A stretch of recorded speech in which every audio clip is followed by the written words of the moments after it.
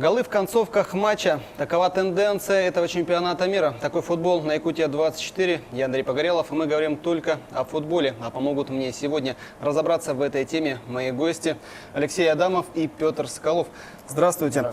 Завершился пятый игровой день чемпионата. Было сыграно 3 матча. Лидеры предсказуемо одержали свои победы. Швеция с минимальным счетом выиграла у Кореи. Мяч был забит с пенальти. Сборная Англии также не без труда одолела Тунис. Англичане быстро забили гол, но потом допустили ошибку в обороне, и пришлось все начинать заново. И уже в добавленное время одержали победу, дубль на счету Гарри Кейна. А вот в матче сборных Бельгии и Панамы европейцы забили 3 безответных мяча. Кто, по вашему мнению, в этой группе сможет вклиниться в борьбу между Бельгией и Англией? У Бельгии и Англии выигранные матчи по 3 очка, соответственно, у Туниса и у Панамы по 0 очков. Ну, здесь я так думаю, что обе европейские команды выйдут. И как таковое не Тунис, но у Туниса осталась игра с Бельгией и Панамой. Поэтому однозначно бельгийцы в матче с Тунисом будут фаворитами. И Панаме, и Тунису нужно одерживать 2 победы для того, чтобы выйти из группы. Ну, это, наверное, будет сделать сложно достаточно. Ну да, я на 99% уверен, что бельгийцы, я думаю, без особых. Почему? Потому что у них состав довольно-таки сильный. Никакой сенсации, в принципе, не будет. Алексей, согласен, да? Ну, я согласен, да. Это одна из тех групп, где никаких сенсаций не будет. Фавориты, 2 команды между собой 1 и 2 место разыграют, Бельгия с Англией, а Тунис и, соответственно, Панама, да, будут бороться только максимум за 3 место, и после 3 игр поедут к себе домой. Вот.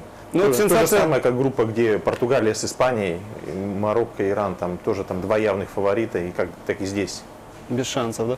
Ну, вот сенсация зато случилась в группе F. Ну, можно ли ее назвать вообще сенсацией? Потому что Мексика выиграла Германию, да, с счетом 1-0. Сейчас в этой группе у Швеции и у Мексики по 3 очка. Как ни странно, Германия замыкает эту группу. У нее и у Кореи 0 очков. Вот насколько Германия усложнила себе задачу выхода в следующую стадию?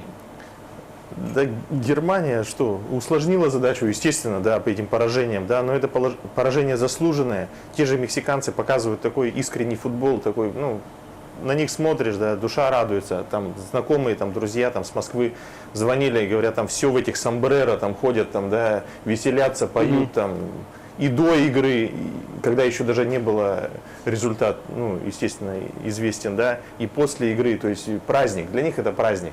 Да? Немцы же приехали, они же, ну, на опыте, так сказать, да, на своем там статусе, да, фаворитов, да, думали, там, закидают там шапками там, и так далее. Да. Ребята вышли, просто сыграли свой искренний футбол, полная самоотдача, контратаки, убегали там, летели, боролись за каждый мяч и заслуженно победили. Германии еще предстоит со Швецией играть. Швеция тоже непроходной соперник. Они тоже будут бороться за выход из группы, Петр. Вот. Ну, мнение, какова тут игра будет вообще? Сколько Германия легко обойдет Швецию, либо же не получится у нее и в этот раз? Ну, Швеция и в игре с Кореей показала, что, в принципе, это может быть, на мой взгляд, что шведы медленно переходят непосредственно из защиты в нападение.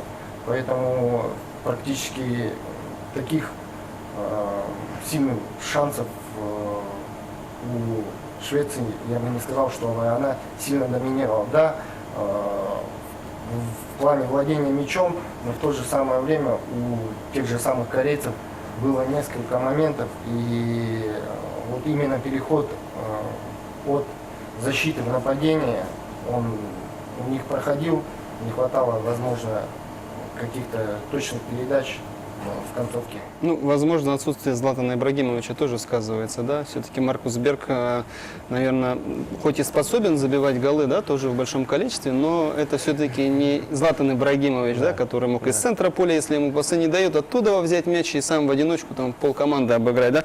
Вот в очередной раз на чемпионате мира прибегли к использованию системы видеопросмотров, да?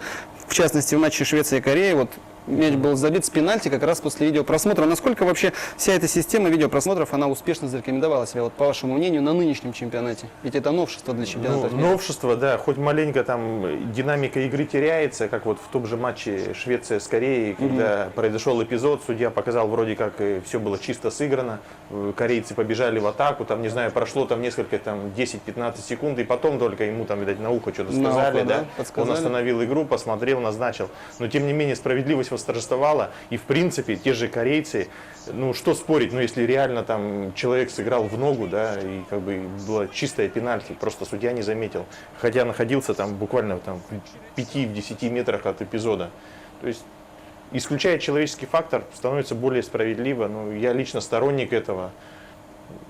Ну, здесь против только, пожалуй, те, кто считает, что динамики игры просто не будет, да, а все остальное только за. Ну да. Здесь вопрос в профессионализме тех людей, которые смотрят вот эти просмотры, чтобы они вовремя судье сказали. Да, если они сразу после эпизода посмотрели, там 5, 10, 15 секунд прошло, и сразу же остановили игру, ничего в этом страшного нет, наоборот, только плюс.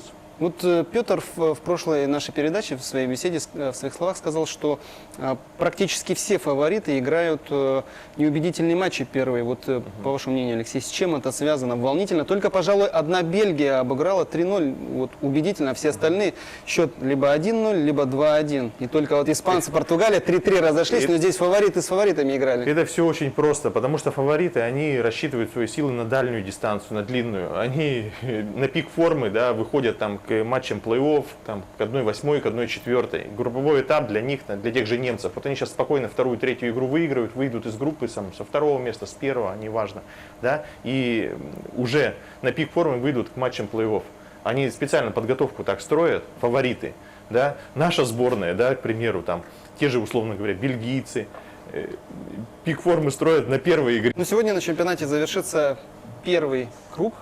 В группе H сыграет Колумбия и Япония, Польша, Сенегал. И здесь, по моему мнению, Колумбия и Польша должны одержать будут свои победы. Да, вот сегодня также будет сыгран еще матч второго круга. В группе А сойдутся сборная России и сборная Египта. Пожалуй, вот о нем-то мы и будем как раз сегодня больше говорить. Алан Загоев получил травму, как вы знаете, в Санкт-Петербург не полетел. Насколько вообще серьезная потеря это для нашего тренерского штаба? Какие перестановки-то вообще с ним будут связаны? Петр? Перестановки будут. Почему? Потому что тот же самый Черышев, который вышел на замену Алану Загоеву, это маленько другой игрок в плане скорости. Загоев, он получается как дирижер, то есть он, помимо того, что он сам угрожает пробитием, проходом, он еще и может непосредственно отдать хороший пас на своего коллегу. Черышев, и, ну, может быть, это мое личное мнение, что он за счет скорости, в принципе, ему как бы дан карт-бланш. Почему? Потому что в том же самом предыдущем матче у него было несколько моментов, когда он не отдавал пасы, он брал игру на себя.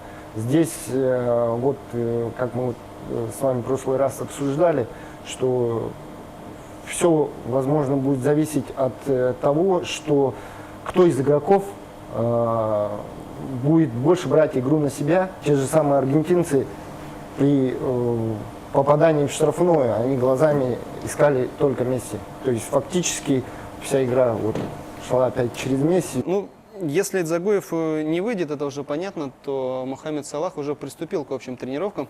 И, скорее всего, на 90 с лишним процентов он выйдет в матче со сборной России. Будет ли это означать, что какие-то перестановки в защите будут у нас? Либо мы также будем играть в 4 защитника и в тех же защитников? Египтянам терять нечего, но я думаю, что выигрышный состав не меняют, да, в основном. Поэтому Черчесов сделает минимальные перестановки, и в обороне точно никаких перестановок не будет. Также в 4 защитника, также Кутепов с Игнашевичем в центре, да, будут играть и пытаться сдерживать там того же Салаха. Да? Просто, ну, возможно, там кто-то с опорной зоны, тот же Газинский, там еще кто-то будет более, так сказать, ориентирован на оборону в этой игре и будет помогать там где-то спускаться постоянно вниз. Вот. А по поводу Черышева, да, вот если по составу поговорить нашей сборной, ну, лично мое мнение, что Черышева не будет в основном составе. Не выйдет он в этот раз? Нет, он, ну, быстрый игрок, он больше для контратакующей какой-то игры. Те же египтяне, они вряд ли побегут там шашками наголо вперед там в атаку. Поэтому, скорее всего, там какого-то более высоких ребят, там, более атлетичных выпустит Черчесов, там, тех же там кого-то из Миранчуки братьев, могут Миранчуков, да, кого-нибудь из них на тот же там левый фланг. Ну, для египтян поражение и ничья, в принципе, будет означать уже вылет из турнира, да? Если для нас ничья еще оставляет какие-то шансы. У нас 4 очка, мы можем со второго места выходить. Да. Шансы. Ну, если мы выигрываем, мы 100% уже выходим в следующий этап. Все-таки как Черчесов будет? От какой точки зрения исходить? От ничьи, либо же и строить игру на победу? Вот опять же ваше мнение. То есть стоит ли сейчас шапками наголо бежать и выигрывать? Мое мнение, они просто будут играть в ту же самую игру, что играли в Саудовской Аравии. Прессинг на чужой половине поля, да, и строгая игра в обороне. Просто, может быть, с большим уклоном на оборону в этот раз, в связи там, с тем же там, выходом Салаха возможным на 99%. Да? Поэтому ту же самую игру. А там, как говорится, как вывезет, да? Получится выиграть, отлично. Ничья, ну тоже хорошо. Ну вот в группе А, где играет наша сборная, Россия, Уругвай, они в первых своих матчах одержали победу, у них по 3 очка, соответственно, у Египта, у Саудовской Аравии по 0 очков. Вот. Уже завтра сыграет Уругвай, Саудовская Аравия. Насколько здесь все будет предсказуемо? То есть Уругвай закономерно выиграет, и у них будет 6 очков?